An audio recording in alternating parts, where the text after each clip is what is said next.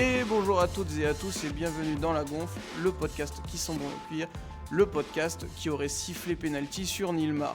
Vous l'avez peut-être compris avec cette introduction, aujourd'hui on va parler d'un club français qui ne vit pas ses meilleures heures, c'est l'Olympique Lyonnais.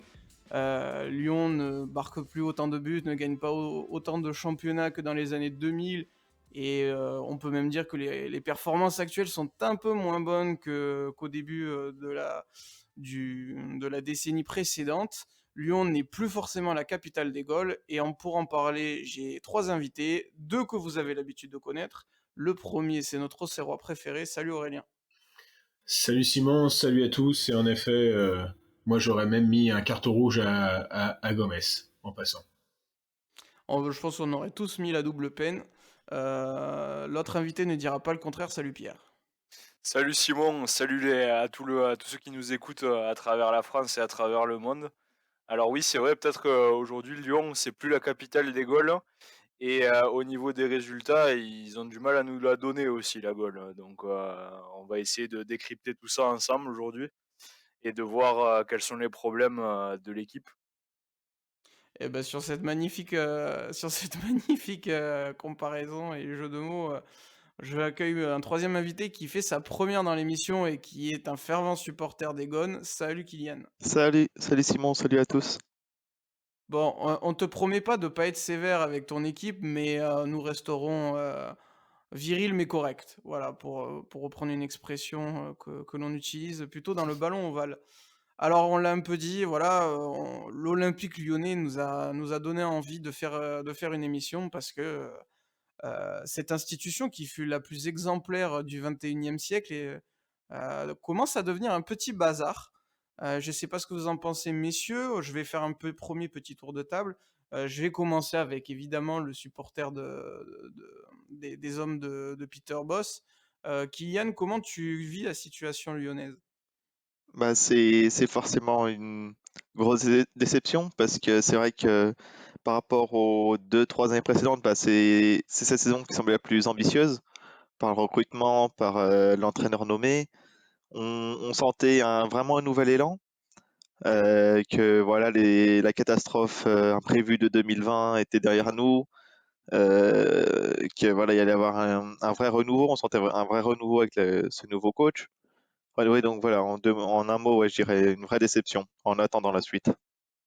Je pense que ce mot va être sur les lèvres de beaucoup d'observateurs du football. Pierre, est-ce que tu suis on va dire les pensées de Kylian? Bah oui, parce qu'on avait beaucoup d'attentes forcément de Peter Bosz, de par ses expériences précédentes en club. On attendait énormément de lui, surtout après la purge qu'on a subie pendant 2 ans avec Rudy Garcia. Et du coup, je trouve que c'est un peu aux antipodes l'expérience lyonnaise cette année, c'est-à-dire que Rudy Garcia savait gagner dans des matchs en nous surprenant et en gagnant parfois contre le sens du jeu. Et Peter Bosz et les Lyonnais ont du mal justement à sécuriser leur victoire, alors que c'est une des équipes qui fonctionne pas trop mal non plus. Hein, si on regarde les stats sur tous les points, tant offensifs que défensifs, c'est une équipe qui est au-dessus de la moyenne. Dans les aspects positifs, je parle là, pas en termes de carton reçu ou quoi. Mais oui, c'est une équipe qui sous-performe. Parce que bon, on le rappelle, les Lyonnais sont très mal classés. Pour l'instant, ils sont huitièmes de Ligue 1. C'est pour l'instant pas qualifié pour l'Europe, ce qui était l'objectif quand même de retrouver, de se qualifier pour la saison prochaine. Et qui pourtant fait une super performance en Europa League. Donc c'est vraiment un bilan assez étrange de l'Olympique Lyonnais, puisque quand on regarde vraiment que les stats et le parcours en Europa League, on a l'impression que l'équipe a du potentiel et que quand ils veulent, ils y arrivent. Mais d'un côté, ça suit pas en Ligue 1 avec des matchs parfois décevants, des résultats clairement en dessous des attentes. Donc peut-être qu'il faut laisser un peu de temps, un peu plus de temps à Peter Bosz pour prendre les rênes de cette équipe. Mais c'est vrai que pour l'instant, on attend beaucoup plus de l'Olympique lyonnais, surtout quand on pense au fait qu'on est qu'on n'est pas si loin non plus de la grande époque de l'Olympique lyonnais qui, comme vous l'avez rappelé, au début des années 2000, a marché sur le football français et s'est imposé au niveau européen aussi. On attend beaucoup plus de l'Olympique lyonnais, quoi. Aurélien, c'est pas si bien, c'est pas si beau, pourtant c'est ébauche. Qu'est-ce que tu penses, toi? Tout d'abord, je suis très fier du jeu de mots que tu as fait. J'y ai pas pensé pour le coup.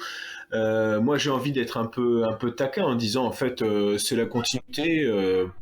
C'est-à-dire qu'on voit comment depuis 2-3 ans, Lyon s'effondrait en termes de résultats.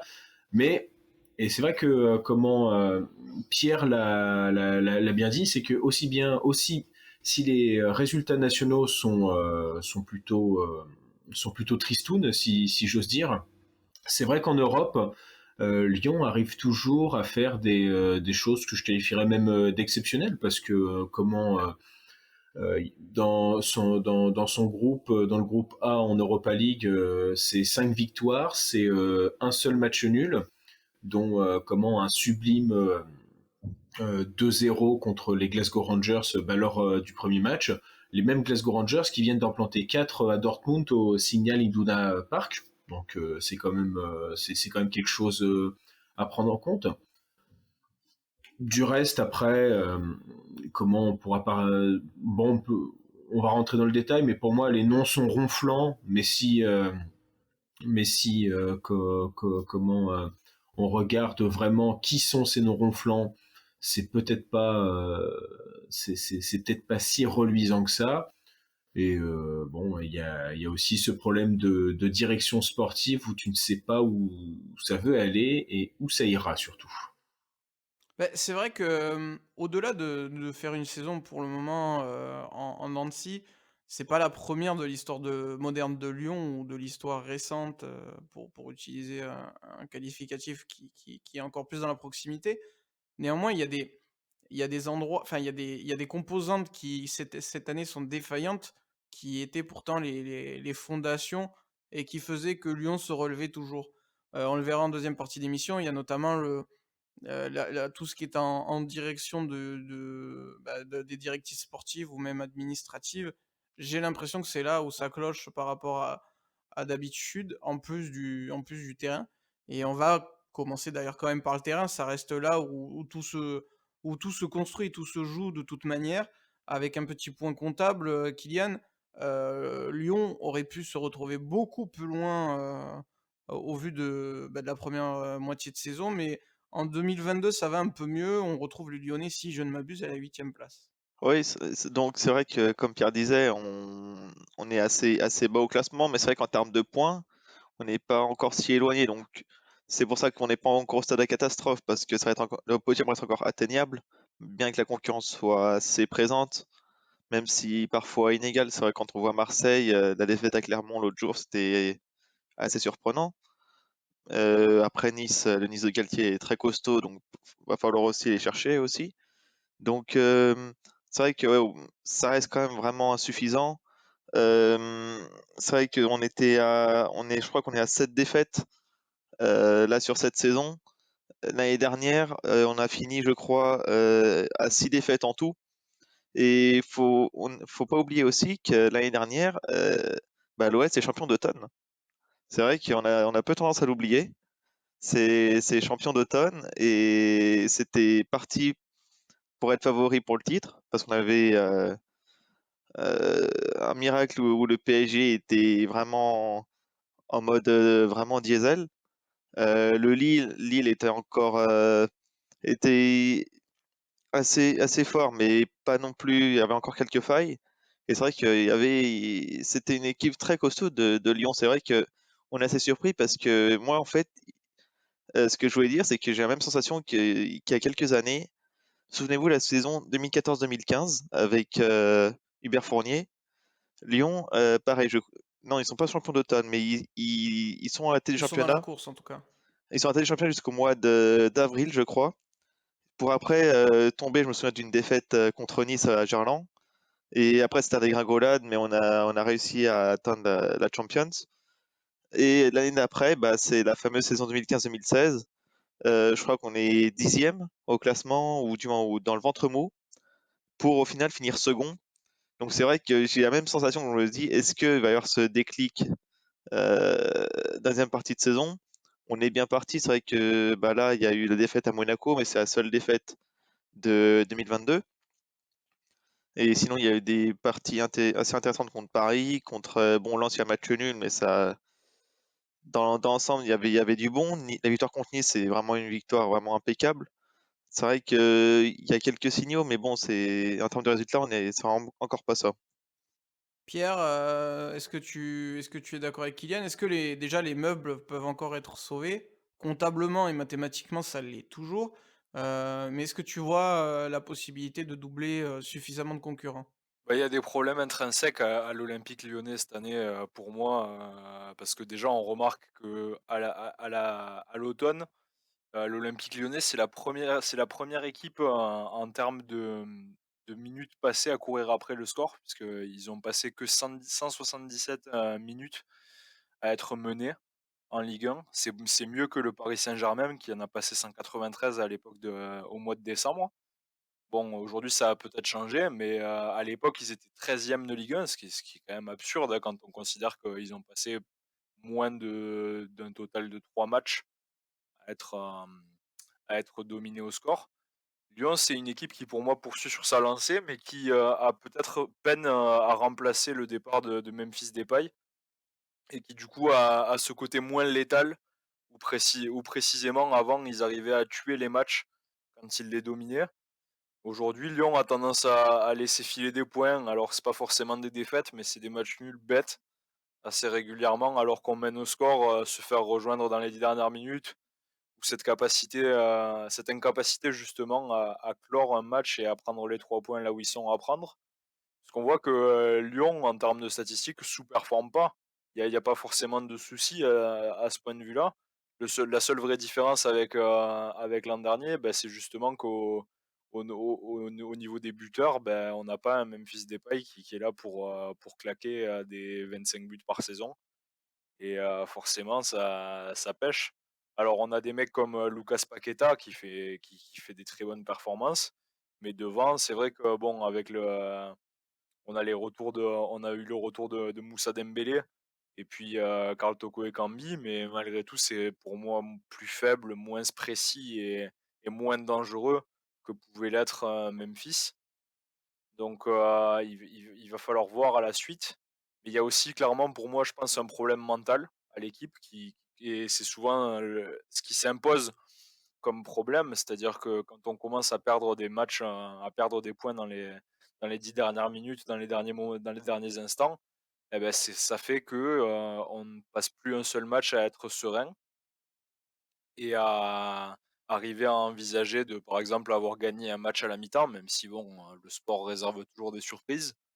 C'est devenu difficile pour l'Olympique Lyonnais, je pense, de mentalement gagner un match et de s'imposer, même à domicile, quoi. C'est intéressant ce que tu dis parce que j'ai vraiment l'impression que il y a un souci encore et je pensais pourtant que l'arrivée de Peter Bosz allait corriger cela. Je trouve encore que Lyon est capable du meilleur comme du pire, c'est-à-dire que Lyon est capable de battre n'importe qui, notamment le PSG et l'OM, Nice par exemple cette année qui sont sur le podium. Mais Lyon est également capable de s'effondrer et de perdre contre des plus petites équipes, contre le ventre mou, même le bas du classement. On a même vu en début de saison, alors on peut toujours sortir la carte du rodage, mais je me souviens d'avoir été choqué de voir Angers vraiment balader Lyon en début de saison. Et Aurélien, au final, est-ce que, parce qu'on l'a bien vu, Lyon a perdu certes des matchs, mais c'est pas aussi catastrophique le nombre de défaites. Ce qui est criant, c'est qu'il y a beaucoup de matchs nuls qui peut-être avant, allaient dans l'escarcelle de Lyon au final, qui arrivaient sur un exploit individuel qui est malheureusement, je trouve, encore présent, hein. Voilà, Lyon doit encore, réussir grâce à des exploits. Est-ce que, vu qu'on a parlé justement d'une évolution de la Ligue 1 et d'une amélioration, est-ce que c'est ça qui fait que la saison lyonnaise nous paraît beaucoup plus mauvaise que les anciennes saisons un peu plus compliquées parce qu'aujourd'hui l'adversité est plus relevée. Bah, il y a déjà, tu vois, dans les défaites de l'Olympique Lyonnais, en fait, tu retrouves quand même que des équipes qui sont quasiment d'ailleurs que des équipes qui sont devant eux au classement. Tu vois l'AS Monaco, tu vois l'OGC Nice, tu vois le PSG. Bon, il y a bien sûr cette défaite à Angers et le Stade de Reims. Tu as aussi une défaite contre Rennes 4-1. Donc en fait, c'est peut-être ça, c'est que l'OL est sûrement, entre guillemets, à sa place dans la première moitié de tableau. Mais comme on l'a dit, ils ont quand même perdu Memphis Depay, qui était, je pense, au moins monsieur 50% de l'Olympique Lyonnais, aussi bien par ses buts, par ses passes décisives, par son impact, par tout ce qui pouvait symboliser. Par contre, en revanche, ça, tu parlais des matchs nuls, ils sont presque ils font peur ces matchs nuls. Enfin, il y en a pas mal qui font peur. C'est que tu as un match nul contre le FC Metz, tu as un match nul contre l'AS Saint-Etienne, tu as un match nul contre les Girondins de Bordeaux. Euh, à cette époque-là, Saint-Etienne, ils étaient 20e, Bordeaux 18e et Metz 18e. Donc le problème, c'est ça aussi, c'est que quand tu cherches à aller à chercher les places européennes, que tu perdes face à des PSG ou des Nice qui sont dans les 3 premières places, et de toute façon, la place actuelle de Lyon, c'est pas la Champions League. Eh bien, le but, c'est aussi de ne pas perdre des points contre des équipes mal classées. Et c'est ce qui peut se passer. Lyon est jamais à l'abri de se prendre un but. Je trouve qu'il y a des éléments qui mériteraient d'être complètement remis en cause, notamment Léo Dubois, et voir quand même Anthony Lopez, que je trouve nettement moins, comment dire, nettement moins impérial depuis que on s'est un peu mis sur ses côtes en disant que ces sorties étaient dangereuses pour les joueurs et que ça allait au-delà de la protection de balle du gardien. On commence à parler des éléments du terrain, notamment Léo Dubois et Anthony Lopez ici. On a dit que Memphis Depay était parti. Ça fait la transition parfaite sur la composante la plus importante quand même de notre analyse, c'est sur le jeu. Et je rebondis avec toi, Kylian, on attendait énormément. D'ailleurs, l'arrivée de Peter Bosz avait clairement c'était clairement un message que l'Olympique Lyonnais voulait proposer du jeu, voulait proposer une vraie identité, pas seulement de gagner des matchs, mais de les gagner d'une certaine manière. Aujourd'hui, on est quand même assez déçu de ce qu'on voit sur le terrain, et probablement que le technicien néerlandais n'a pas eu les éléments qui lui fallait, ou du moins le message ne passe pas. Ouais, complètement. Je me souviens de la conférence de presse, présentation de Peter Bosz. Voilà, c'était la surenchère du football offensif, gagnant, gagner avec la manière, gagner avec beau football de possession. Voilà, ça, on l'a vu de manière seulement très, très épisodique, quoi. Moi, je me souviens, moi, je me souviens du match contre Clermont en tout début de saison. Bah, si tu veux, en fait, on a vu une portion. En fait, c'était pas en 45 minutes, par exemple. C'était, je sais pas si vous vous souvenez du fabuleux but de Paqueta avec une double 1-2. Voilà, c'est le genre de choses que, bah, je crois, personnellement, c'est un des plus beaux buts que j'ai vu de l'OL de mon vivant, hein, j'ose le dire. Donc, si tu veux, il y avait ce truc-là qu'on commençait à voir et on commençait à dire, ah, c'est bon, tiens, enfin cet entraîneur, sachant que ça faisait des années que, par exemple, on rêvait de son prénom m'échappe, Lucien Favre, si je me trompe pas. Oui, c'est ça, c'est Lucien Favre. Ouais. Et donc, si tu veux, Favre était toujours difficilement atteignable. Apparemment, voilà, enfin, c'était son rêve lui aussi, mais jamais on a réussi à l'avoir. Et donc, si tu veux, Peter Bosz, ouais, bah, forcément, c'est celui qui avait l'Ajax de 2016-2017 qui élimine l'OL en demi-finale d'Europa League. Puis voilà, il s'était aussi affirmé avec Leverkusen, même si ça s'est mal fini. Bon, il y avait Dortmund, c'était un échec complet, mais voilà, on n'a pas toutes les circonstances de son échec.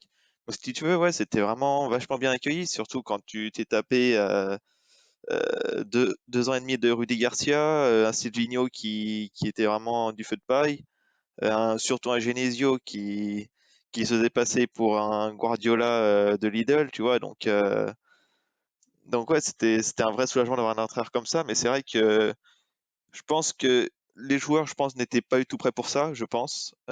Quand bien même, moi je trouve que l'OL a un des meilleurs milieux de Ligue 1. Pour moi, sorti du PSG, et même le PSG encore. Quand tu as du Aouar, Paqueta, Guimarães à l'époque, enfin, je trouve que peu de milieux de Ligue 1 peuvent rivaliser. Donc, Maxence Cacré aussi, ouais, hein. Cacré, oh putain, Ouais. comment je pouvais l'oublier. Qui, qui est Et, par exemple, qui serait bien des joueurs dont le profil manque beaucoup au PSG. mm, et voilà, donc si tu veux, il y avait vraiment matière à faire quelque chose, mais je pense que c'était pas assez coordonné entre, bah, tu vois, les joueurs, ils venaient, voilà, comme je te disais, ils venaient de bouffer à 2 ans de Rudy Garcia qui veut du service minimum, tu vois, donc qui était vraiment pas dans le même esprit. Donc si tu veux, je pense qu'il y a eu un choc. En fait, je pense qu'il y a eu un choc des cultures entre guillemets qui a fait que ça a jamais pu fonctionner en fait ce jeu. Qui est voilà, on a pu voir, tu vois le match contre Nice ou contre Lens, tu vois, ça commence, tu vois, il y a des automatismes qui entrent, mais c'est vraiment pas encore ça. Donc si tu veux, ouais, le jeu revendiqué, le jeu, la promesse du jeu n'est vraiment pas vraiment encore tenue, ouais. Pierre, toi qui suis de près le FC Barcelone qui a été, longtemps connu pour son jeu porté vers l'offensive tout en contrôle, tu penses que quand on veut instaurer un tel projet et c'est ce qu'essaye d'ailleurs de faire en parallèle de Lyon, Xavi, avec quand même des différences parce que, chaque jeu, chaque entraîneur, propose, des versions différentes, bah, même de tiki-taka ou tout simplement de contre-pressing et de jeu porté vers l'avant. Est-ce que tu penses que c'est un problème qu'il faut régler d'abord dans les mentalités ou dans ce cas-là, le recrutement de talent est la priorité? C'est assez facile pour un coach de dire en conférence de presse qu'ils vont essayer de mettre en place un football total, dominateur, c'est l'idéal. La personne a envie de dire en conférence de presse et personne va assumer le fait de garer le bus et de jouer uniquement les contres. Mais c'est vrai qu'au final, je pense que c'est pas, c'est la philosophie qui plaît le plus et moi en premier, mais c'est pas le plus simple pour gagner des matchs, malheureusement. Combien de fois on remarque qu'il y a une équipe qui bah, se casse les dents sur un bloc bas. On l'a surtout vu en Ligue 1 dernièrement, même si ça a changé un peu dans les derniers mois qui viennent de s'écouler. On remarque que globalement, c'est pas toujours la meilleure idée possible de garder le ballon et de justement s'empaler sur la défense. On a parlé de Bruno Genesio comme étant le Guardiola de Wish et j'ai été un des premiers à lui dessus à l'époque parce que bah, c'était franchement désolant à regarder parfois. Mais il faut lui rendre, il faut lui rendre ce qui lui est dû. Ça fonctionne super bien aujourd'hui pour lui avec le Stade Rennais. C'est pas pour rien, je pense, même si au final ça on remarque qu'en regardant les heatmaps et tout ça, que ça joue pas différemment de Lyon, du Lyon de son époque et même du Lyon d'aujourd'hui. Et c'est peut-être ça qui est rageant, c'est de voir que Lyon, malgré tout, continue à s'empaler sur les ailes et à essayer de jouer en centre alors qu'ils ont des joueurs qui sont capables d'attaquer la ligne. On pense à Lucas Paqueta notamment qui est un joueur extrêmement technique. Aujourd'hui, en plus avec l'arrivée de Tanguy Ndombele qui aime bien aussi attaquer les dernières lignes de défense et rentrer et pénétrer la surface adverse. On a perdu un élément central à mon sens, même si le milieu de terrain lyonnais est très puissant aujourd'hui surtout avec les renforts de Ndombele et Fèvre. On a perdu Bruno Guimarães qui pour moi était facilement un des meilleurs milieux de Ligue 1 et je pense que ça va compliquer les choses pour l'Olympique Lyonnais, de devoir, justement faire un pari sur Romain Fèvre et puis sur la relance de Tanguy Ndombele.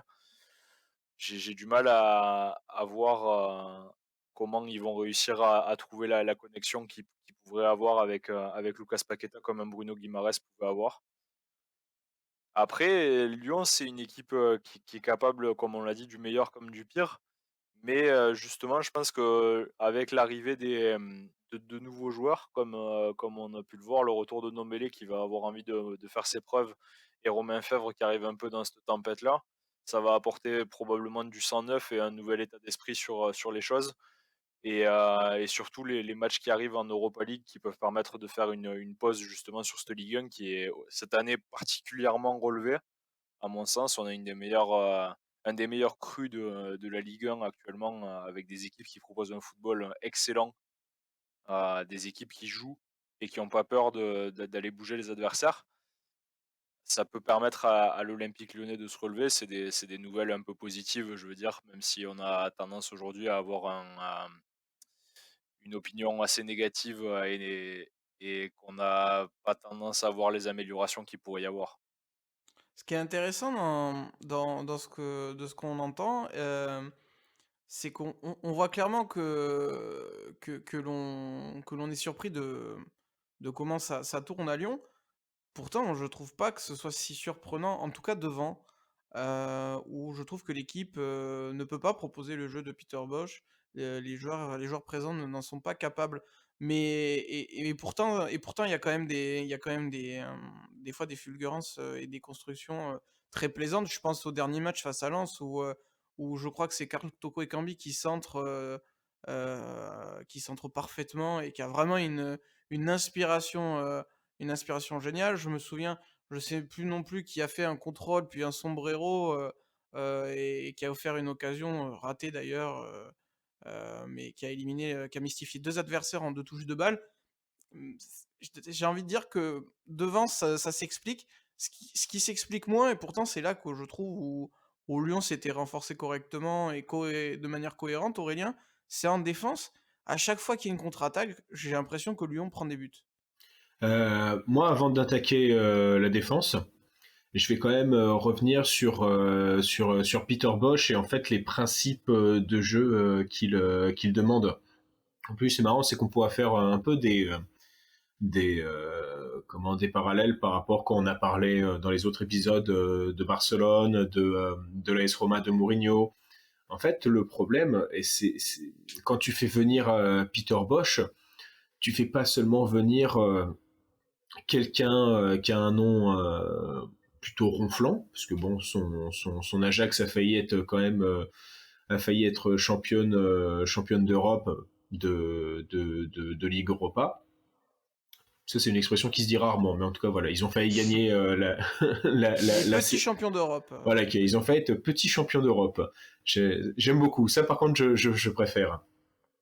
Mais en soi, quand tu l'amènes, tu sais très bien les profils dont il a besoin. Et les profils dont il a besoin, c'était majoritairement des ailiers qui sniffent la ligne, qui ont une pointe de vitesse admirable.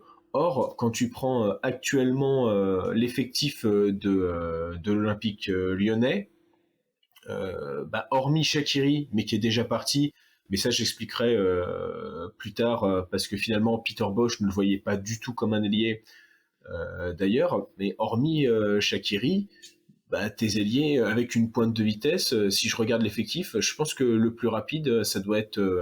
C'est Toko. Ouais, et Barcola, je pense, le petit jeune aussi. Si tu veux des ailiers qui sifflent la ligne, non, pas mal il comme faut ça, aller du côté c'est de son Paris, quoi. frère. Oui, c'est ah oui. comment Son prénom m'échappe, ouais. Bradley Barcola. C'est dire, hein. C'est dire si on fait ce constat-là, le mec est censé apporter la vitesse, Voilà. c'est inquiétant. J'ai envie de dire que c'est inquiétant et ça fait une belle transition sur la deuxième partie de l'émission. Et j'ai pas encore tapé sur la défense. Ah ben on va y venir. justement. Il y a beaucoup à dire sur la défense. On va parler des soucis de recrutement et on avait bien analysé, et tu l'as dit, que devant ça correspond pas. On n'avait pas au début de saison en tout cas ces ailiers un peu tout feu tout flamme. Moi je me souviens que si je dis pas de bêtises, à l'Ajax, il y avait un David Neres notamment qui apportait ces solutions-là. On a pas ça à Lyon, mais je trouve que vraiment le plus inquiétant, pourtant je trouvais que leur recrutement était un peu plus cohérent derrière, c'est la défense. Aurélien, je reprends avec toi et j'enchaînerai avec Kylian et Pierre. La défense, c'est trop friable et je pense qu'aussi ça n'aide pas à mettre en place un tel jeu parce que si on sait que derrière on va prendre le bouillon, obligatoirement on se bloque. Allez, prenons les recrues les plus ronflantes en défense. Donc on a forcément Boateng. Je veux pas être méchant, mais je pense que dans l'histoire des transferts du Bayern Munich, les joueurs qu'ils ont laissés libres, c'était rarement enfin soit c'était rarement des foudres de guerre, soit ils n'avaient plus le niveau pour être les foudres de guerre qu'ils étaient auparavant. Sauf peut-être petit bémol là, parce que je sens qu'il y a des dissensions dans, dans la direction du Bayern. Je pense que Niklas Süle, euh, ça restait quelqu'un avec un haut potentiel. Mais bon, C'était euh, surprenant, ouais. ouais, ça reste voilà, c'est une des choses les plus surprenantes. Mais quand tu vois le Bayern laisser des joueurs libres, c'est qu'ils ont plus le niveau pour le Bayern et peut-être même moins. Et Emerson, pour tous ceux qui ont suivi l'Euro 2020 qui s'est déroulé en 2021 et qui a été remporté par l'Italie, on a bien vu que après la blessure de Spinazzola, Emerson offensivement ça tenait pas encore ça tenait pas la dragée de Spinazzola, mais défensivement c'était surtout le cataclysme. Donc là, tu as déjà la moitié de ta défense qui va mal. Il y a Léo Dubois, je vais encore taper dessus, mais alors certes, je ne le vois Vas-y. pas assez sur les matchs de sur les matchs de Lyon, mais je le vois beaucoup trop au rassemblement et sur des matchs de l'équipe de France. Non, mais ça, c'est un mystère, hein. Je pense qu'il a les... il a des photos de... Il a des photos de Didier Deschamps compromettantes parce que Je, je, il je, y a des Nordi je vois que ça. Mukiele qui n'ont jamais été appelés quasiment, Mm. voire pas du tout.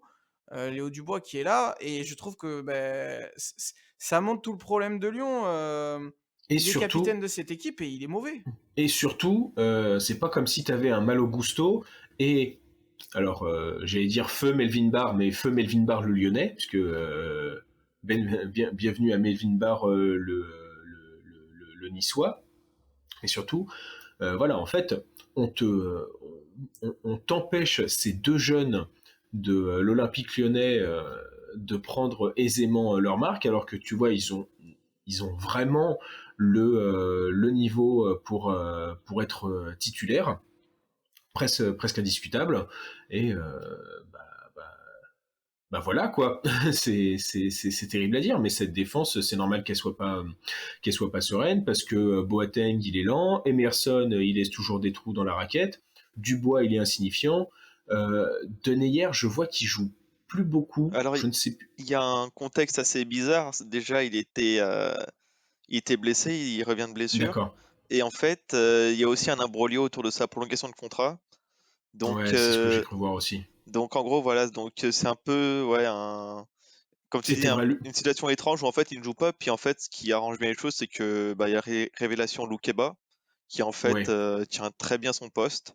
Donc au final, bah, tant que tout va bien avec Loukeba, bah, Denayer il attend à l'accueil et Loukeba il fait ses matchs. Ouais, et pourtant, je pense qu'un Damien Da Silva, ça pouvait aussi faire le taf. Un mec qui connaît parfaitement la Ligue 1, qui était serein, mais bon, ça aussi, Ah, c'est. pour moi, ça c'est le syndrome Saber-Klipha, hein. C'est des mecs qui étaient très forts parce qu'il y a des contextes plus faciles dans les petits clubs et ils ne réussissent pas à haut niveau. Et d'ailleurs, je pense que ce sont des choses que Lyon en a conscience. Et Pierre, j'aimerais avoir ton avis sur la question. Lyon avait vraiment l'ambition de recruter des joueurs d'une certaine qualité, d'un certain profil. Et je pense on avait préparé avec l'émission, notamment avec Kylian, on a parlé d'Onana, on a parlé d'Azmoun, Pierre, mais Lyon, au final, n'arrive pas à attirer tant de joueurs. Est-ce que l'institution olympique lyonnais, qui n'est plus aussi présente en Ligue des Champions qu'avant, a pris un sérieux coup pour l'attractivité? Bah, pour moi, c'est impossible de parler de cette question-là sans rentrer dans les détails administratifs et de gestion à proprement parler. Comme beaucoup le savent, l'Olympique Lyonnais est le seul club français, il me semble, à être coté en bourse. C'est ça. En Je crois effet, qu'ils ont l'action voulu est à suivre, 2 euros alors qu'elle a été lancée à 24 euros. ouais, voilà, ils ont voulu J'espère suivre, que c'est pas comme le Bitcoin, hein. ils C'est la ont plus voulu grosse connerie au suivre, monde, ça. ils ont dû vouloir suivre l'idée de la Juventus qui avait fait pareil quelques années précédemment. et qui s'est aussi ramassé notamment en bourse, hein, c'est compliqué pour les clubs.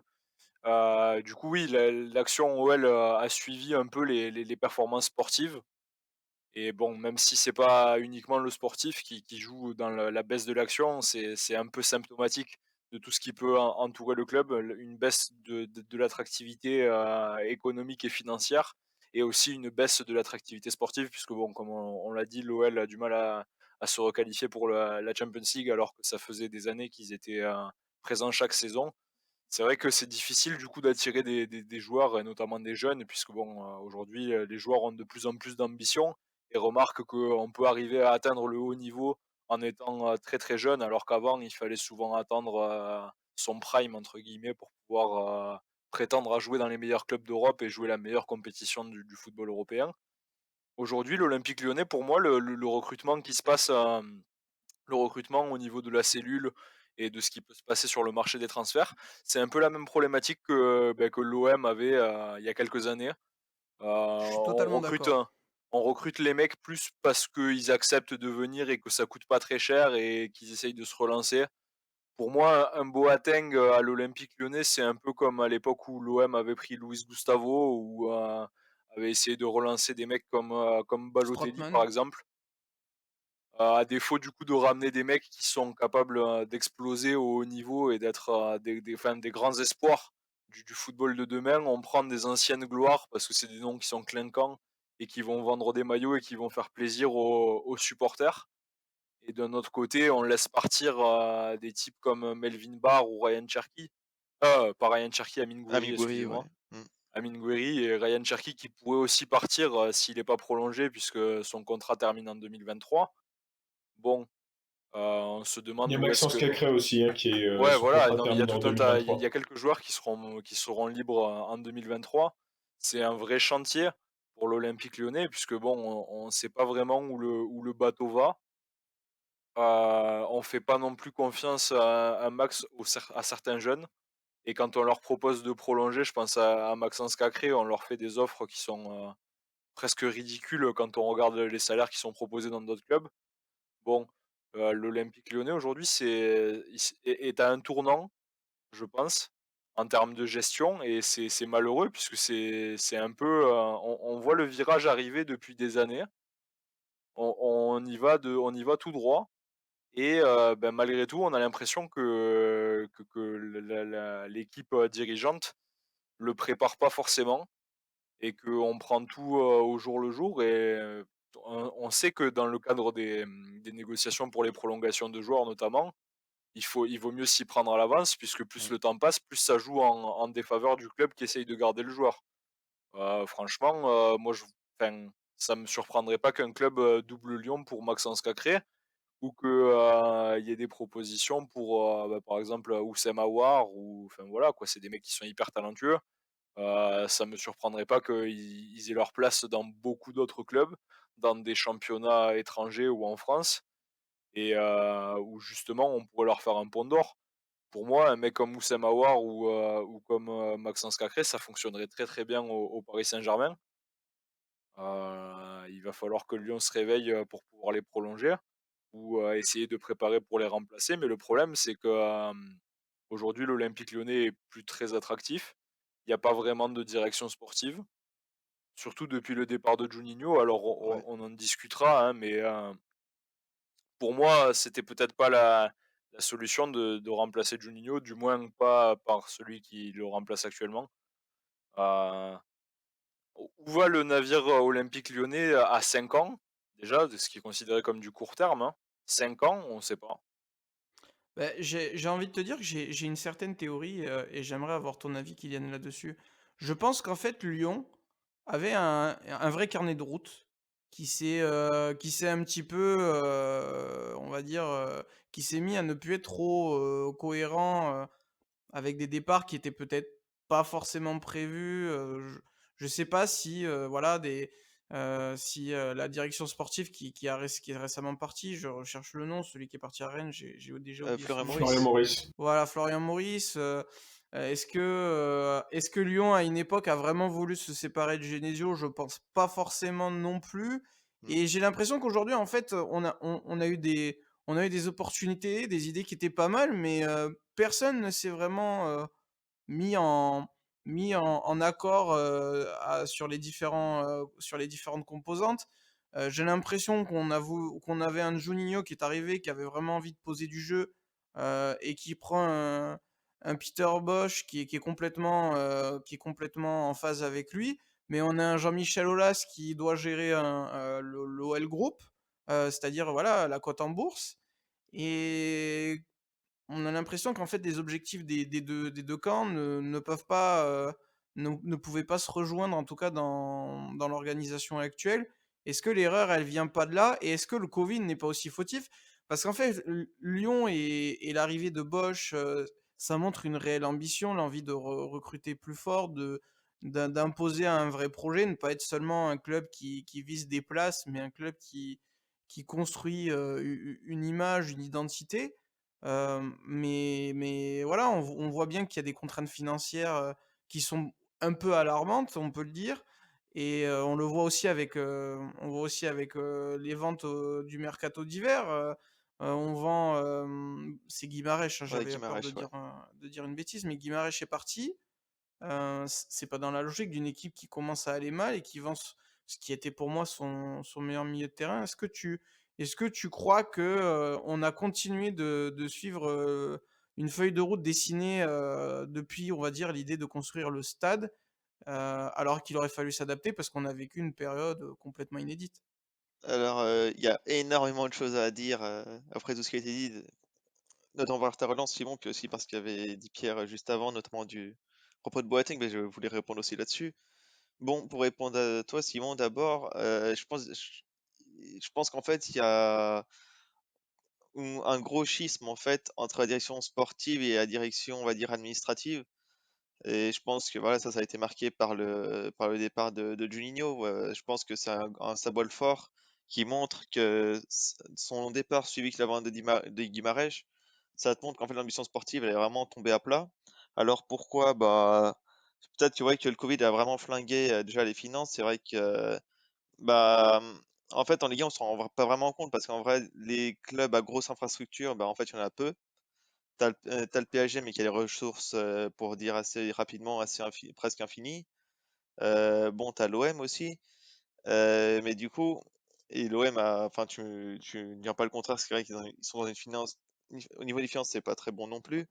Hem et du coup, oui, l'OL, bah, depuis cette période, en fait, ils sont dans l'urgence économique en permanence et les non-qualifications en Champions League, bah, en fait, ça les a complètement mis dedans et du coup, ça explique, bah, par exemple, oui, la vente de Guimarães. Là, peut-être, là, l'été prochain, tu auras peut-être un départ de Dembélé, pourquoi pas. Voilà, en fait, il y a sans cesse une envie voilà, de rente économique avant tout. Et je pense, voilà, je pense aussi, oui, c'est vrai que le projet du stade, bah, en fait, quand tu parles de feuille de route, en fait, la feuille de route, bah, elle a complètement dévié. C'est vrai que quand tu lis, j'étais retombé il y a pas longtemps sur des déclarations d'Aulas, au début du grand stade et tout. Ça parlait de devenir, bah, déjà, champion de France au début des années 2020. Ça parlait de devenir un club, de grande envergure européenne d'ici, 2022, tu vois? Des choses comme ça. Là, on y est pas du tout et de toute façon, il y a pas que le covid, hein, de toute façon, parce que le stade, il a été inauguré en début 2016. Mais ça a complètement ça avait complètement flingué les finances du club pendant des années, hein. Tu avais, bah, la saison 2013-2014 où tu joues à 70 avec des joueurs, des jeunes du centre de formation, plus, Gaël Danic et Milan Bisevac. Voilà, on a bouffé du gravier pendant des années pour au final, voilà, en être à la situation où on est et voilà donc oui, la feuille de route a complètement dévié. On est passé d'un projet ambitieux sur 10-20 ans à, voilà, comme je te dis, une urgence économique permanente. Et voilà, il faut parler aussi. C'est vrai que vous êtes loin de Lyon, vous n'entendez pas parler de tout, mais c'est vrai qu'il y a des projets. Il y avait un projet autour du grand stade de faire des restaurants. Ouais, Il si, y si, a, des hôtels aussi, il y hein. a un bowling, il y a même attends, comment on appelle ça? Un parc surf, en gros, où tu fais il y a des vagues, t'es dans une piscine, il y a des fausses vagues et tu fais du surf dessus. Enfin, c'est des trucs loisirs qui ont rien à voir avec le foot. Mais voilà, ça, c'était une des priorités de l'OL de construire tout un, comment dire, un parc loisir en fait autour du Un stade, écosystème. de développer un immense, voilà, un parc d'attractions en fait, un parc d'attractions. Ouais, t'as bowling, t'as restaurant, t'as ce truc de surf dont je te parle, t'as même aussi un pôle médical. Ils voulaient construire un genre de centre médical, voilà, qui appartiendrait à l'OL. Et voilà, c'est totalement hors foot, mais ça faisait partie des ambitions. Et si tu veux, bah, tout ça, ça vaut, tout ça, bah, dans la tête d'Olas, ça vaut ça équivaut au projet sportif, tu vois. Donc c'est pour te dire à quel point, bah, je sais pas moi, par exemple, recruter un joueur d'envergure pour l'équipe pro masculine, bah, pour Olas, bah, ça baisse beaucoup dans sa priorité par rapport à construire un centre de loisirs, tu vois. Et on en est là actuellement, et c'est pour ça que voilà, ça peine à monter au niveau sportif. Mais s'ils comprennent pas la direction, c'est que voilà, l'OL est avant tout un club de foot. Et donc, s'ils veulent, voilà, si c'est pourquoi pas, si tu veux développer tous ces centres de loisirs, mais ça passe d'abord aussi par des bonnes performances au niveau sportif, pour ensuite avoir des rentes économiques assez suffisantes, pour ensuite investir dans autre chose. Et d'ailleurs, pareil, j'étais tombé sur un article d'excellents médias, le Libéro Lyon, qui décrypte l'actualité lyonnaise de façon tout à fait indépendante et beaucoup d'humour aussi. Il parlait aussi, c'est vrai qu'à la fin du Grand OL des années 2000, pareil, il y avait des choses comme ça, quand ils étaient à leur sommet, il y avait OL Resto, OL Café, tu avais des choses comme ça que les supporters, ils critiquaient, hein. Tu avais des banderoles, des bad guns qui disaient c'est bon, arrêtez avec ça, pensez au foot, tout ça. Donc c'est un péché que Olas traîne depuis très longtemps. Et en fait, c'est ce qui me fait dire qu'en fait, Olas, voilà, c'est grand président, etc., etc. Mais il est aussi une limite parce qu'en fait, au niveau sportif, strictement sportif, au niveau du développement de club, bah, je sais pas, il veut faire ceux qui s'inspirent, tu sais, un peu des Comme grands la clubs Juve, hein, ça européens. ressemble beaucoup à la Juve, hein. Ouais, Oui, même l'AC Milan, hein, son projet de stade, ça ressemble beaucoup à ça aussi, hein. ouais. Et en fait, si tu veux, il parlait beaucoup d'Arsenal, je me souviens. À l'époque, il parlait beaucoup d'Arsenal comme un modèle et tout. Arsenal, pareil, on voit où ils en sont maintenant. Mais si tu veux, il a voulu s'inspirer, mais je pense qu'il s'inspire pas d'une très bonne façon non plus. Et si tu veux, en fait, là, tout le méli-mélo dont je te raconte, là, c'est vrai que je pars un peu dans tous les sens depuis tout à l'heure. Mais c'est Bah, vrai comme le que, club, hein, tu un peu obligé, hein. ouais, c'est vrai qu'en fait, bah, en fait, le départ de Juninho, en fait, c'est ça. Et puis forcément, bah, vu que c'est Aulas, bah, tout le monde obéit à Aulas, et Juninho, il n'a pas voulu obéir à Aulas, et il en a payé le prix, tu vois.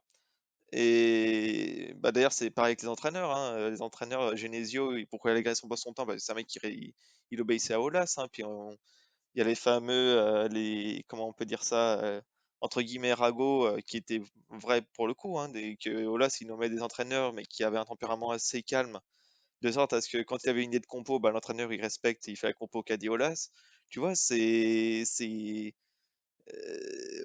en fait, l'omnipotence d'Olas gêne à l'évolution de l'OL, si tu veux.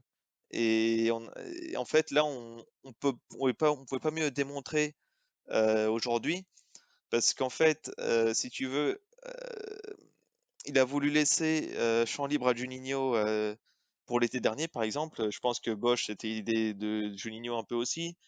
Il a encore ramené des recrues du Brésil. Pareil, ça on peut en reparler, mais tout ce qui est bon, Joe Henrique, ok, merci, au revoir. Je pense que d'ici 1 ou 2 ans, on l'aura déjà oublié. T'avais Thiago Mendes, une des recrues les plus chères de l'OL, des sorts de l'OL, voilà. Et t'avais, l'autre jour, on parlait avec des amis de Camilo. Camilo, quoi. C'était Ah un, oui, ouh oui, d'accord. ouais, c'était un jeune Ah ouais, j'avais Brésilien ramené oublié. par Juninho, qui au final a passé son temps avec l'équipe 2 et je crois qu'il est reparti là. Tu vois, c'est aussi c'est Juninho, voilà, il a eu champ libre, mais comme il a, bon, bah, voilà, je veux pas dire Juninho ça, on en reparlera de toute façon de Juninho, mais il a payé de ses erreurs aussi, et je pense qu'à un moment donné, il n'avait plus du tout trop de crédit au sein de la direction, et voilà, tout le monde s'est mis contre lui et ça l'a poussé à bout, puis il est parti, tu vois.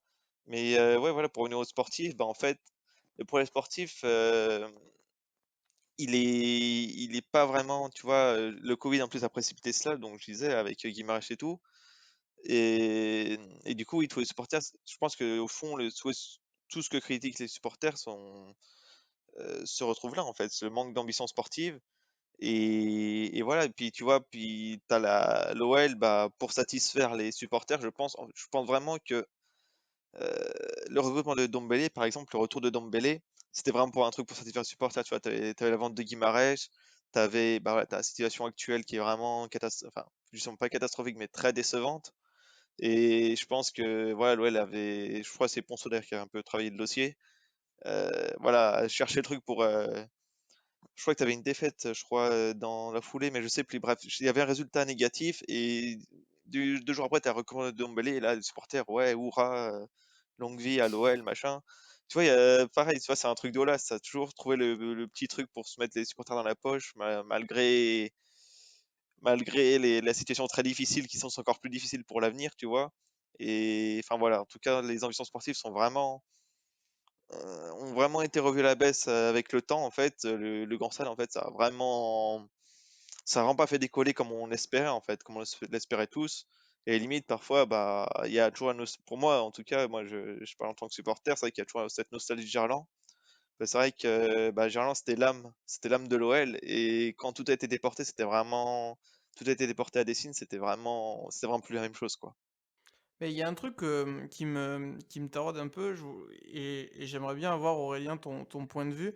Est-ce qu'on n'aurait pas pu éviter tout ce joyeux bordel, lyonnais, si Peter Bosz avait eu, justement un peu plus de caractère? J'ai vraiment cette impression qu'il est arrivé à Lyon, sans les garanties qui étaient nécessaires à poser, pour son jeu. Voilà, il a râlé un peu tard, dans la saison, voilà, la saison avait commencé, il avait râlé, du recrutement, mais il aurait dû, peut-être demander des garanties. Est-ce que, bah, alors voilà, on sait qu'Olas c'est particulier et qu'il manque peut-être d'objectivité pour son bébé qu'il a créé presque de toutes pièces, mais est-ce que Peter Bosz et plus loin même Juninho, qui est parti, et on voit aujourd'hui un Bosz un peu, on voit que Bosz il s'amuse pas à 100 aujourd'hui, il est moins expressif qu'avant. Est-ce qu'il aurait dû refuser, l'offre lyonnaise, et est-ce que ça aurait pu être un mal pour un bien?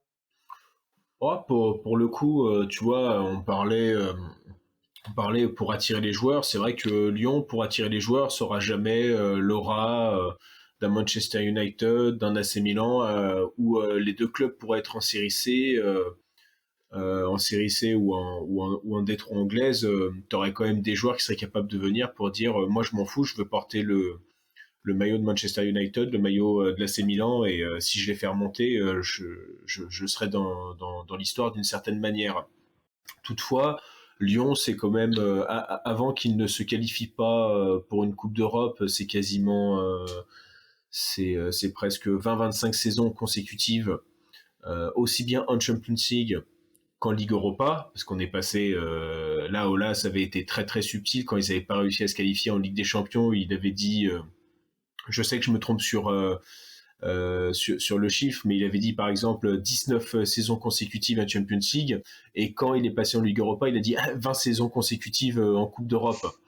Euh, voilà, très, très, très, trêve de Et il plaisanterie. continue là-dessus alors que c'est faux. Je me permets de te couper.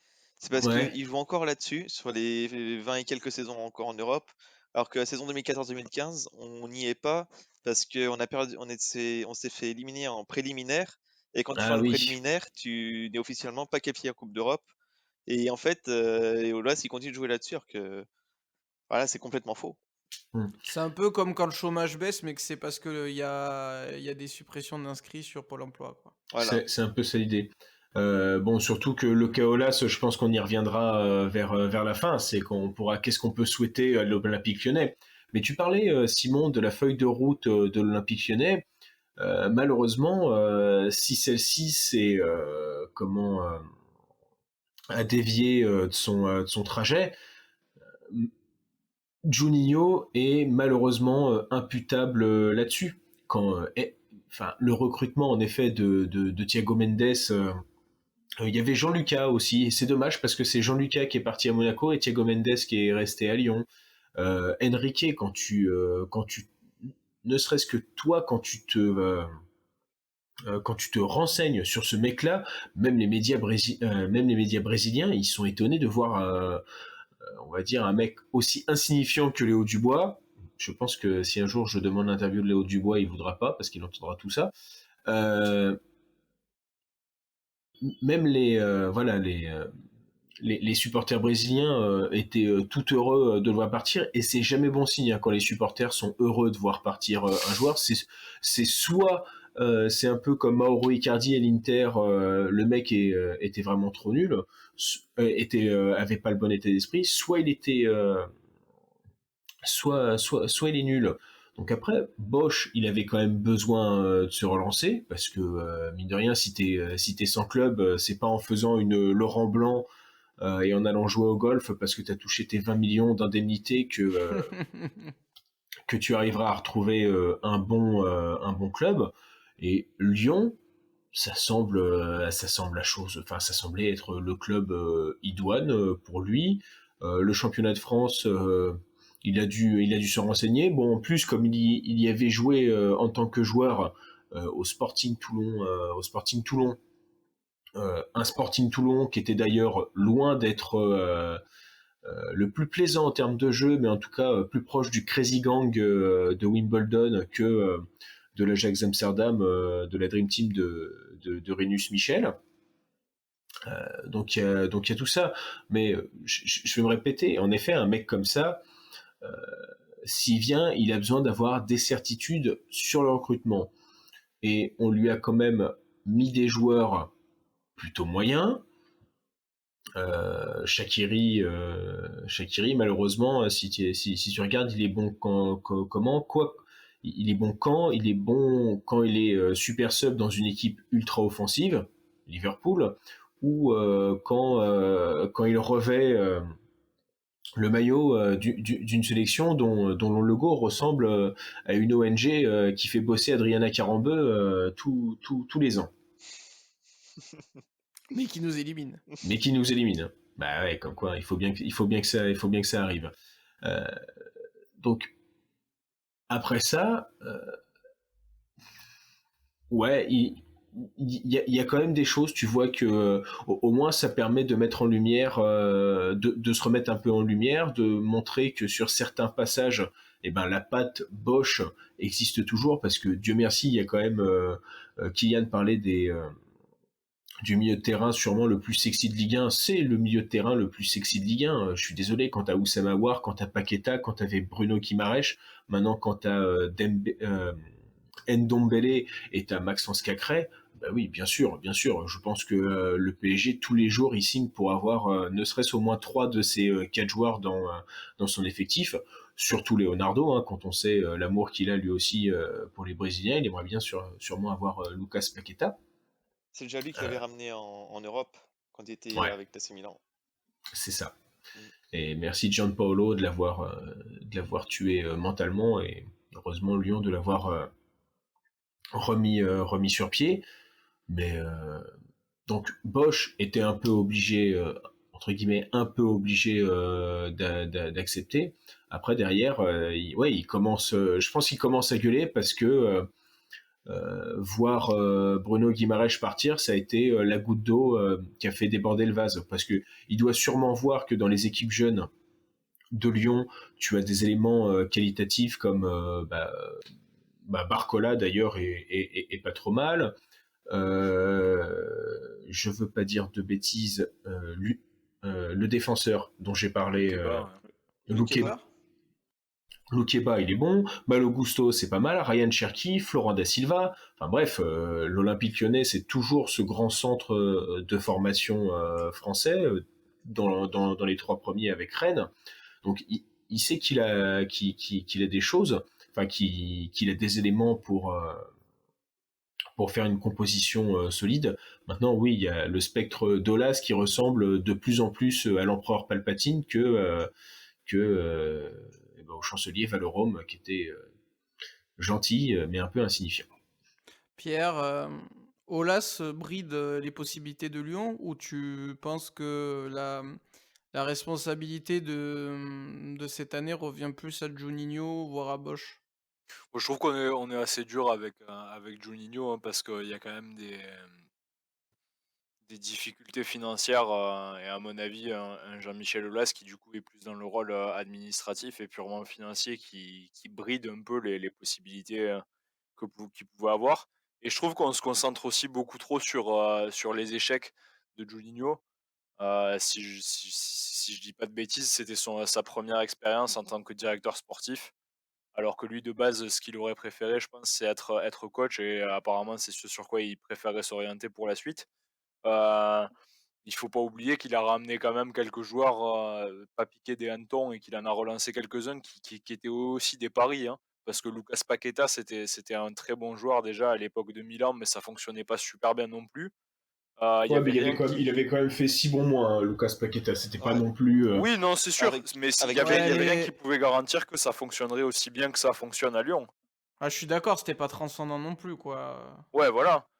Ouais, Lucas Paqueta, ça aurait pu être un accident industriel, surtout, vu le prix qu'il coûte. Bruno Guimaraes, personne n'en avait entendu parler avant qu'il vienne à Lyon. Bon, enfin, je suis d'accord qu'il y a eu quelques saucisses, notamment on a parlé de Enrique, après si on regarde dans tous les autres clubs, qui ont des moyens et qui se positionnent sur des joueurs, il y a des types, qui sont achetés tous les ans, pour des prix, énormes et qui sont complètement Olympique de nazes, hein. Marseille. Enfin, on pense ouais, à l'OM qui a acheté Gerson pour 25 millions. Heu, Ouais, qui on va mieux a quand même, attention. on a Paris qui met 16 millions sur Danilo Pereira. Ouais. Bon, Ouais, ça c'est sûr que. ouais, Ouais, après, ouais. franchement, si on a un débat sur qui est le pire, directeur sportif, Bah, c'est celui de du Bordeaux, mais foot bon. français, il y a probablement un débat à avoir sur la personne de Leonardo d'abord, ouais, Ah, plutôt je suis que je l'ai- complètement Juninho. d'accord. ouais. Plutôt que sur Juninho qui démarre et qui se prend un peu le feu des critiques. Bon, après Non, Ouais, voilà, enfin après, tu ouais, vois, en on fait, parlait de l'AC Milan. Paolo Maldini, il a commencé aussi, c'était sa première expérience. Quand tu vois, il s'en sort pas trop mal avec les Rossoneri, quoi. mm. C'est Après, si je vrai. peux me Kylian, permettre, tu voulais parler? oui, oui, en fait, je voulais rejoindre Pierre, ouais, pour réhabiliter un peu les faits marquants de Juninho. C'est vrai qu'en fait, moi, j'avais insisté sur ses erreurs parce que, dans le sens où, bah, en fait, si tu veux, bah, c'est comme dans toute entreprise à ambition, c'est voilà, tu fais de la merde, bah, tes détracteurs vont en profiter pour te faire virer, tu vois. Et c'était juste pour ça, parce que, ouais, Juninho, il avait fait quand même quelques erreurs. Mais c'est vrai que oui, c'est avant tout Juninho, directeur sportif à l'OL, c'est avant tout, ouais, Paqueta. C'est aussi Guimarães, parce que Guimarães, faut savoir que bah, il s'est battu à fond pour l'avoir, sachant qu'il y avait l'Atlético qui poussait jusqu'au bout aussi, l'Atlético Madrid, pas l'Atlético Marseille, bien sûr. Mais J'allais faire la blague, Qui je suis n'existe déçu. plus! Qui n'existe plus! ah merde. Ils sont revenus à un nom plus décent, je crois que c'est de nouveau, je veux pas dire de bêtises, hein, mais je crois que c'est de nouveau Consola. Ah ok, ah c'était Consola, ok, j'ignorais ça. Mais du coup, ouais, c'est donc ouais, pour Guimaraes, il s'est battu comme un fou, donc pour ça, franchement, chapeau. Et je cherchais un troisième, mais bah, je pense qu'aussi Emerson Boateng, je pense que c'était lui aussi.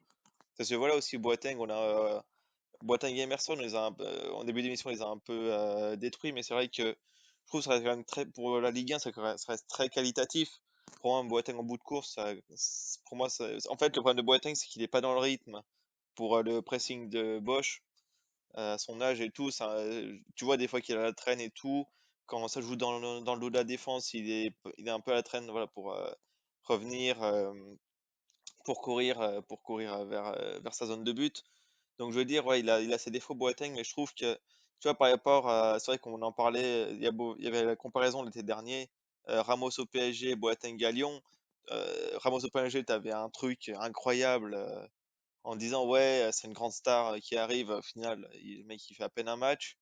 Et Boateng, franchement, je trouve, bah, bon, c'est vrai que ces derniers temps, il y a eu un problème avec Bosch, et d'ailleurs, bah, faut en parler un peu aussi de ça. C'est que Boateng, il était un peu, comment on peut dire ça, déçu en fait, parce qu'il disait que bah voilà, l'effectif manquait d'investissement. Tu vois, on en revient toujours là. problème d'investissement des jeunes notamment. Enfin, tu vois, il sentait qu'il y avait un écart entre son comportement professionnel et ceux des autres joueurs qui étaient pas vraiment acceptables au haut niveau. Et Bosch, en fait, bah, pour le coup, Il est rentré dans le rang. voilà, il s'est mis contre Boateng. Il a pas joué franc jeu là-dessus, il a pas suivi. Et c'était ça la source de conflit qui a fait que, bah, notamment, il n'a pas été appelé. Désolidariser, je pense que c'est le mot que tu cherchais. Comment? Désolidariser, Exactement, c'est ouais, le mot que merci, tu... exactement. Et ouais, du coup, bah, c'est pour cette raison que voilà, finalement, il n'a pas appelé pour les 2 derniers matchs. Et je trouve ça dommage parce que c'est vrai que Boateng, bah, en fait, c'est vrai que je me suis fait réflexion quand il est arrivé, mais à lui seul, en fait, il a un meilleur palmarès que l'OL. Donc, je veux dire, pour moi, c'était merveilleux en fait qu'il arrive. Je trouvais ça super. Et pareil, Emerson, c'est vrai ça faisait des années qu'on avait un problème au niveau des arrières gauche. Et je trouve que bah, il se débrouille plutôt bien. Pareil, on parle de la Ligue 1, hein. C'est vrai que, comme vous disiez tout à l'heure, c'est un des meilleurs coups de la Ligue 1 qu'on ait connu, mais ça reste quand même la Ligue 1. Et je trouve que voilà, pour défendre face à Rennes ou Metz, tu vois, Emerson, je trouve ça très correct, surtout offensivement. C'est pour ça que vous avez pris 4-1 contre Rennes, hein. Ouais, non, mais après, ça, on en reparlera. Bah non, mais Ah ouais, je veux pas non plus faire... comment, je veux pas tacler à tout va, mais... ouais, bah Non, mais je non. pense que, attention, problème défensif ne veut pas dire problème des défenseurs. ouais, C'est problème du bloc ouais, défensif. pour moi, bah, Quand tu veux jouer offensif, il faut des attaquants déjà qui jouent le jeu et ouais, il faut avoir un milieu de terrain qui a du coffre. Je pense ouais, que malgré toutes les qualités d'un Cacré, il a peut-être encore un manque de coffre et surtout les autres, peut-être bah, qu'ils ont des capacités à ça jouer suivait bloc pas du bas, tout. à bloc médian, mais bloc haut, c'est plus difficile pour le moment. Ça s'apprend Exactement. En aussi. fait, le truc, c'est que, bah, en fait, il a raison, Aurélien, de tacler. C'est vrai que, bah, faut prouver. C'est vrai que, bah, justement, l'OL n'arrive plus à prouver, en fait, qu'il est un des meilleurs de Ligue 1. Parce que forcément, pour moi, je parle pas en tant que supporter, là, j'essaie de prendre un peu plus de recul. Pour moi, l'OL, c'est quand même le deuxième ou troisième meilleur club de France, tu vois. Il y a un statut comme qui s'est construit et je trouve que là, bah, là, justement, c'est plus dur à le prouver parce que c'est vrai que bah, la concurrence y arrive. C'est vrai que Nice, Rennes, bon, Marseille, ouais, ils sont en place, mais c'est vrai que quand il y a des matchs bah, comme contre Clermont l'autre jour, même contre Lyon, hein, le match qui s'est rejoué il y a quelques semaines, c'est vrai il y a des actions un peu bizarres qui se disent, oh là, c'est un peu fragile quand même. Mais bref, il y a de la concurrence. Mais là où je voulais en venir, c'est que voilà, ils ont un peu plus du mal à affirmer leur statut et je trouvais que voilà, un joueur comme Boateng, par exemple, c'était une bonne recrue, Emerson aussi.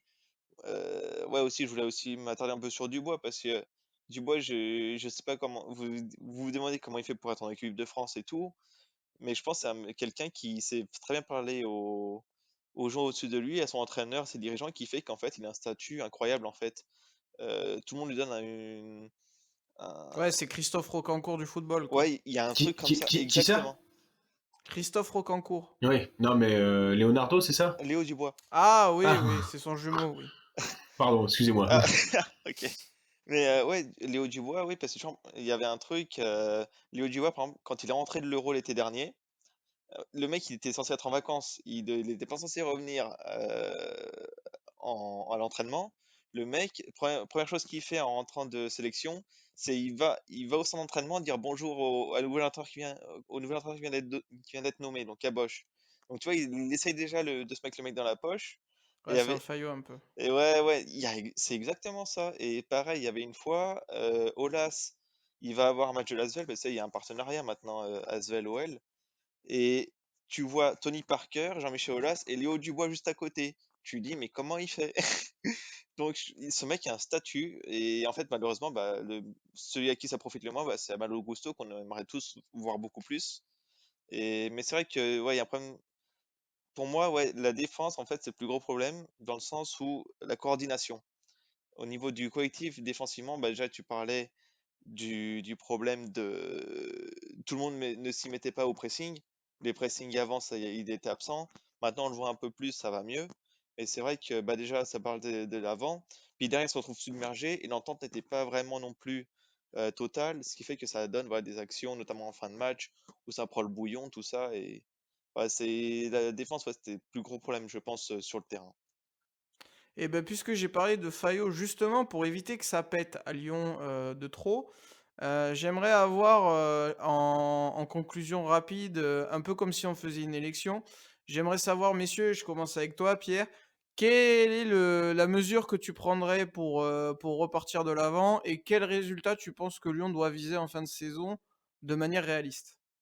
Bah, il y a clairement une opposition entre le réalisme, enfin ce qu'on peut attendre, de manière réaliste de Lyon et ce qu'il devrait avoir.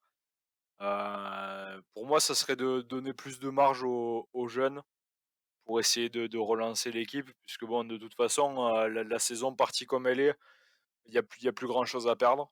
Pour moi, même si c'est vrai que, Lyon est pas si loin au classement, il faut essayer de justement, pas reproduire les mêmes erreurs que par le passé et essayer justement de faire jouer des mecs comme, Malo Gusto dont on a parlé, qui, selon moi fait un excellent match contre le Paris Saint-Germain, même si c'est sur lui qu'est sifflée la faute, qui amène au penalty de Neymar. Un mec comme Malo Gusto, par exemple, pour moi, doit pouvoir jouer plus souvent. Faut arriver à insuffler à cette équipe-là un nouvel air, et un nouveau souffle justement, pour pouvoir relancer la machine et peut-être, sacrifier l'Europa League parce que bon, il faut être aussi réaliste, c'est toujours plus compliqué d'accrocher un résultat en fin de saison quand là, maintenant les matchs vont commencer à être capitaux puisqu'il en reste, on est à la 25e journée, les équipes ont joué 25 matchs, il en reste donc, 13 à jouer pour arriver à la 38e journée. Les points vont commencer à valoir cher et il va falloir vraiment se concentrer sur cette Ligue 1 là si on veut arriver à quelque chose quoi, selon moi. Aurélien, quelle serait ta mesure pour, remettre l'église au centre, du village de Lyon? Même si bon, village et Lyon, ça va pas ensemble. Et quel résultat te paraît, raisonnable de viser? Alors, comment confier la personne qui est à la tête de l'Olympique Lyonnais dans le réseau Corian, même si je crois que c'est pas trop dans l'air du temps, mais je pense que ça pourrait pas faire de mal. Peut-être intégrer donc un Tony Parker, hein, dont on sait qu'il est ouvertement candidat à la présidence de l'Olympique Lyonnais, parce qu'il est en train de se faire les dents à l'Asvel. Et surtout, bah, virer le mec qui essaye de faire du Pablo Longoria en vendant des tickets resto pour essayer de combler le million d'euros qui lui manque pour attirer Sardar Azmoun, mais qui se retrouve avec un Tanguy Ndombele dont la clause, dont l'option d'achat est quasiment équivalent à l'intégralité du budget transfert de l'Olympique Lyonnais. Donc ça, déjà, ce serait deux bonnes choses à faire. Ensuite, je regardais un peu comment ça s'appelle les clubs qui sont devant Lyon. Donc malheureusement, t'en as quand même pas mal. Hein. Donc t'as le PSG, Marseille, Nice, Strasbourg, Rennes, Monaco, Nantes. Moi, j'aurais dit que c'était Europa Conference League maximum parce que autant les trois premiers, je les trouve plutôt solides, même si un petit bémol sur Marseille parce que c'est vraiment les montagnes russes, mais quand Sampaoli est dans un bon jour, Marseille est dans un bon jour aussi. Complètement. Nantes, pour moi, là pour le moment, c'est au-dessus de son objectif, même si Camboire fait des choses bien. C'est un peu l'équipe en sur-régime. Monaco est en train de digérer l'arrivée de Philippe Clément et je pense que ça va se voir très prochainement, que c'est vraiment pas mal. Rennes, je trouve que l'effectif de Rennes est presque aussi beau que l'Olympique Lyonnais. Je parle de moins en milieu de terrain, mais dans le reste, je trouve nettement plus équilibré. Et Strasbourg, même si ce serait donc l'équipe qui a l'effectif le moins beau, je trouve que Julien Stéphan fait un beau travail et que c'est peut-être ça qui peut faire la différence, c'est qu'il a les joueurs qu'il veut, il a la tactique, il peut mettre en place la tactique qu'il veut et il arrivera sûrement à rester dans les 5 premiers et c'est pour ça que je pense que ça peut être très très difficile pour Lyon d'aller chercher ça. Cette cinquième place et qu'il fasse attention à pas faire 2 saisons de suite. Hein. 2 saisons sans coupe européenne de suite. Eh bah, il le faut, oui, c'est sûr. Kylian, toi, quelle serait ta mesure phare pour le navire olympique lyonnais et quel résultat Lyon peut viser ou de manière, cohérente? Bah, pour moi, ce serait se mettre en mode mission commando, en fait. Un peu comme c'est pour ça que je parlais en début d'émission de la saison 2015-2016. C'est en gros, voilà, mission commando à l'époque avec Genesio, qui pour moi était vraiment pas mauvais, hein. Il avait bien géré les choses pour cette moitié de saison. Après, c'était différent. Et ouais, voilà, clairement mission commando. Et voilà, mission commando, tout le monde tire dans le même sens, tu vois, même Boateng, Boateng, il se met avec les autres, tout le monde tire dans le même sens et ça peut fonctionner. Franchement, Lyon a vraiment les moyens de. Voilà, Aurélien il parlait de Nantes et Strasbourg, c'est des bonnes équipes, mais Lyon doit être devant quand même. Après, les autres, c'est pas pareil, hein. Nice, Monaco, Marseille, c'est vraiment pour moi les équipes qui sont difficiles à atteindre. D'où je pense que le fait Lyon ira quand même en Europa League. Et voilà, ça finira quatrième, cinquième. Le podium, je sais pas, j'y crois quand même moyen parce que dans l'eau, dans les 13 matchs qui restent, il y aura toujours une ou deux défaites et quelques matchs nuls qui feront que voilà, ce sera trop court pour le podium. Après, ouais, mais voilà, vraiment, la police sera mission commando et ouais, on verra où on en sera l'été prochain. Et personnellement, ma mesure, ce serait de recruter pour la saison prochaine un directeur sportif aguerri, peu importe le projet qu'il porte, il faut quelqu'un qui connaisse le contexte, qui connaisse, qui soit capable d'assumer les ambitions de Lyon. Il faut pas il faut pas un jeune nouveau, quoi. Il faut pas un rookie, il faut quelqu'un qui ait du vécu, peut-être de l'étranger aussi pour apporter une mentalité, différente. Voilà, ouais, j'éviterais peut-être, de prendre quelqu'un du Bercail et quand je regarde le classement, je pense que Lyon ne peut pas rattraper Marseille et Nice pour une bonne raison, c'est que Marseille et Nice ont fait des petites erreurs de parcours, mais on parle d'équipes très jeunes, faut pas l'oublier. D'ailleurs, Marseille, personne n'aurait parié, une saison si bonne, hein, parce qu'on était vraiment en début de projet avec vraiment des failles identifiées qui auraient pu être fatales. Et quand on voit aussi la dynamique des 2 équipes, voilà, c'est 3 victoires et 2 défaites dans les 5 derniers matchs. Je pense que, en arrivant vers le sprint final, et cette concurrence en plus, un peu locale, hein, parce qu'on est dans c'est ça on parle de la même région, ça va augmenter voilà, la concentration de ces jeunes joueurs et voilà et je pense que les dérapages seront beaucoup plus réduits et je vois pas Monaco, devenir catastrophique. J'oublie pas également qu'il y a des Lens et Lille derrière qui sont capables aussi Ah mathématiquement oui, de bah de de Lille d'ailleurs. repasser devant et je vois que Strasbourg, Nantes et Rennes, on va dire par manque d'expérience, dans la course à l'Europe, ou du moins du podium ou voilà, de viser peut-être trop haut pourrait leur être fatal et dans le cas de Nantes, peut-être que, voilà, même si c'est très bon et très intéressant, ça peut voilà, ça serait pas choquant que le régime baisse un tout petit peu et que des places soient perdues.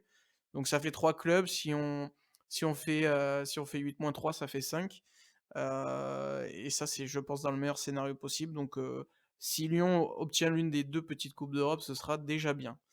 Eh ben, écoutez, messieurs, on a parlé pendant 1 h 18. Je pense qu'on a fait un joli tour, de l'affaire lyonnaise. Un joli tour des Heu, bouchons lyonnais. Mm. voilà, des bouchons. Je suis allé récemment à Lyon, j'ai été extrêmement déçu des bouchons. Il faudra que j'y retourne pour changer Ah ouais, d'avis. il y en a qui sont vraiment. Ouais, ouais, ouais et pourtant des Ouais, réputés, c'est fort dommage. ouais. Merci messieurs d'être venus. Merci à toi Kylian pour ta première. Ouais, bah c'est un plaisir, hein, puis j'espère une prochaine fois. Eh ben, écoute, les portes, de la gonfle te sont grandes ouvertes. Merci Pierre, pour, toi aussi tu as une petite affection pour l'Olympique Lyonnais. Merci d'être venu, parler, en période compliquée. À chaque fois que je t'invite dans des clubs que tu aimes bien, ils vont pas bien, hein.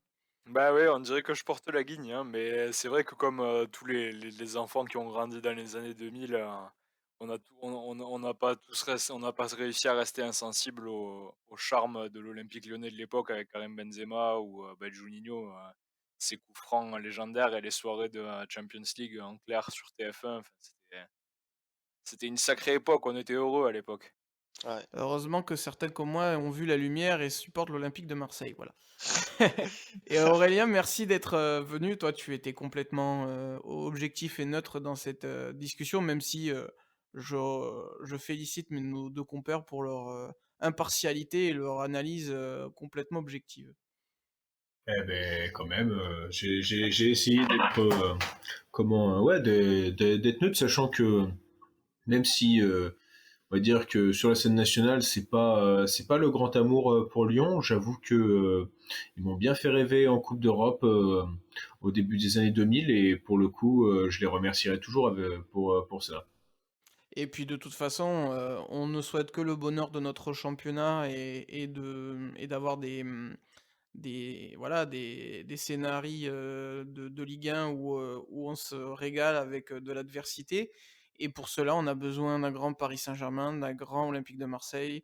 On pourrait aussi dire l'AS Monaco, mais il faut aussi un grand Olympique Lyonnais. C'est pour ça que on souhaite que ça aille mieux. Écoutez, on va suivre la fin de saison lyonnaise, avec attention. Pourquoi pas faire un bilan, selon comment ça se passe. En attendant, on vous invite à écouter les autres épisodes, que l'on a déjà fait. Avec Pierre, il va y avoir, d'autres débriefs du tournoi Destination qui vont arriver et voilà, plein de sujets foot vont arriver, notamment avec, peut-être, le retour de la Ligue des Champions. On va voir si, et de l'Europa League, et de l'Europa League Conférence, même si ça a déjà un peu repris. On espère, voilà, de voir de beaux parcours, pour lesquels qu'on pourrait analyser. En attendant, je vous invite à regarder du sport, à vibrer devant le sport, à faire du sport, mais surtout, surtout, soyez heureux. Ciao, ciao. Salut. Ciao, ciao. Bye.